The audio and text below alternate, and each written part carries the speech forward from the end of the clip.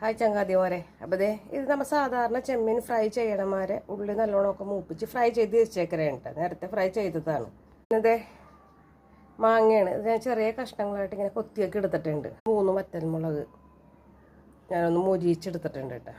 വെളിച്ചെണ്ണയിലാണ് മൊരിയിച്ചെടുത്തേക്കണത്. മാങ്ങ ഒന്ന് ചതച്ചെടുക്കണം. അപ്പോൾ ഇതിപ്പോൾ ഞാൻ യൂട്യൂബിലും ഇൻസ്റ്റാഗ്രാമിലും ഫേസ്ബുക്കിലൊക്കെ കണ്ടതാണ്. കൂടാതെ ഞാൻ എൻ്റെ ഒരു ഫാമിലി ഫ്രണ്ടിൻ്റെ വീട്ടിൽ ചെന്നപ്പോൾ കഴിച്ച് നോക്കിയപ്പോൾ കൊള്ളാം. ഈ മുളക് ഉണ്ടല്ലോ, കൈ കൊണ്ട് തന്നെ ഞാൻ ഒടിച്ചിടണേ കേട്ടോ. മാങ്ങയിലോട്ട് നമ്മൾ ഫ്രൈ ചെയ്ത് വെച്ചേക്കണം ചെമ്മീൻ ഇട്ട് കൊടുക്കണം. വീണ്ടും നല്ലോണം ഒന്ന് ചതച്ചെടുക്കണം.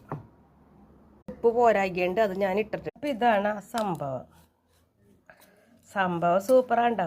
പുള്ളി പറയാനുണ്ട് 30 വർഷങ്ങൾക്ക് ശേഷം ഇതാരും ചെയ്തിട്ടില്ല എന്ന്.